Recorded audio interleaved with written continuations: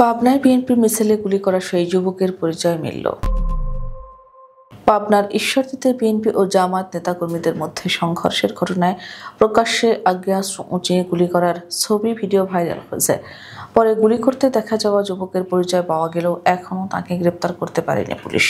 তুষার মণ্ডল নামের ওই যুবককে ঈশ্বরদী পৌর শহরের ভেলুপাড়া এলাকার তাহের মণ্ডলের ছেলে। তিনি পাবনা ৪ আসনে জামায়াত মনোনীত প্রার্থী ও জেলা আমির অধ্যাপক আবু তালেব মণ্ডলের ভাতিজা মামুন মণ্ডলের অন্যতম সহচর এবং দলের সক্রিয় কর্মী। যদিও তুষার জামায়াত কর্মী নন বলে দাবি করেন আবু তালেব। সংঘর্ষের সময় আগ্নেয়াস্ত্র হাতে তুষারের গুলি করার ছবি ও ভিডিও সামাজিক মাধ্যমে ছড়িয়ে পড়ে।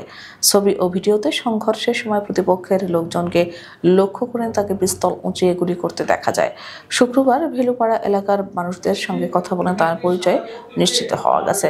তবে তুষারের সঙ্গে যোগাযোগ করা সম্ভব হয়নি। তার পরিবারের সদস্যদের সঙ্গে কথা বললেও তারা কেউ কোনো মন্তব্য করতে রাজি হননি।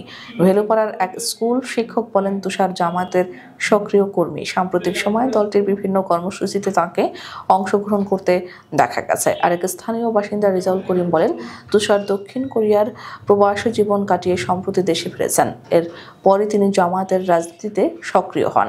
এদিকে আলোচিত এই ঘটনার একদিন পরও এখনও মামলা হয়নি। উপজেলার শাহপুর চরকগড়ি ও আলহাজ মোড় এলাকায় থমথমে অবস্থা বিরাজ করছে। ঘটনাস্থল ও ওই এলাকায় অতিরিক্ত পুলিশ মোতায়েন করা হলেও এখনও কাউকে গ্রেপ্তার করা হয়নি। ঈশ্বরদী সার্কেলের অতিরিক্ত পুলিশ সুপার প্রণব কুমার সরকার বলেন, পরিস্থিতি এখন শান্ত রয়েছে। কোনো পক্ষই এখনও লিখিত অভিযোগ দেয়নি। অভিযোগ পেলে আইনগত ব্যবস্থা নেওয়া হবে। পাবনা ৪ আসনে বিএনপি মনোনীত প্রার্থী ও চেয়ারপারসনের উপদেষ্টা হাবিবুর রহমান হাবিব বলেন, প্রকাশ্য দিবালোকে আগ্নেয়াস্ত্র হাতে বিএনপি নেতাকর্মীদের উপর গুলি করেছে জামায়াত কর্মী তুষার। সেই জামায়াত নেতা তালেব মণ্ডলের ভাতিজা মামুন মণ্ডলের সন্ত্রাসী। তবে অস্ত্র হাতে ভাইরাল যুবক তুষার জামায়াতের কর্মী নন বলে দাবি করেন জেলা জামায়াতের আমির অধ্যাপক আবু তালেব মণ্ডল। গত বৃহস্পতিবার রাতে সংবাদ সম্মেলন করে তিনি বলেন, অস্ত্র হাতে ওই যুবক আমাদের দলের কেউ নন, আমি তাকে চিনি না। ঈশ্বরদী থানার ওসি আশোয়ামা আব্দুর নূর বলেন, বিভিন্ন মাধ্যমে ওই যুবকের নাম পরিচয় আমাদের কাছে এসেছে। তদন্ত চলছে, সত্যতা পাওয়া গেলে তার বিরুদ্ধে আইনগত ব্যবস্থা নেওয়া হবে। এর আগে গত বৃহস্পতিবার বিকেলে ঈশ্বরদীর চরকগড়ি আলহাজ মোড় এলাকায় আগের বিরোধকে কেন্দ্র করে বিএনপি ও জামায়াতে ইসলামীর নেতাকর্মীদের মধ্যে ব্যাপক সংঘর্ষ, গুলিবর্ষণ ও অগ্নিসংযোগের ঘটনা ঘটে।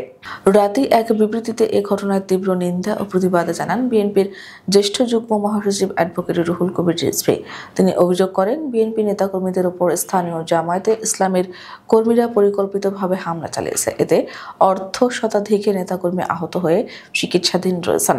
বিবৃতিতে সংবাদ মাধ্যমে প্রকাশিত একটি ছবির উল্লেখ করে বলা হয়, এই ছবিতে জামায়াত কর্মী তুষারকে আগ্নেয়াস্ত্র হাতে আক্রমণ চালাতে দেখা গেছে। ঘটনার নিন্দা জানিয়ে সুষ্ঠু তদন্তের মাধ্যমে প্রকৃত অপরাধীদের শনাক্ত ও বিচারের আওতায় আনা এবং আগামী জাতীয় নির্বাচনের শান্তিপূর্ণ পরিবেশ নিশ্চিতে কার্যকর পদক্ষেপ নেওয়ার জোর দাবি জানায় বিএনপি।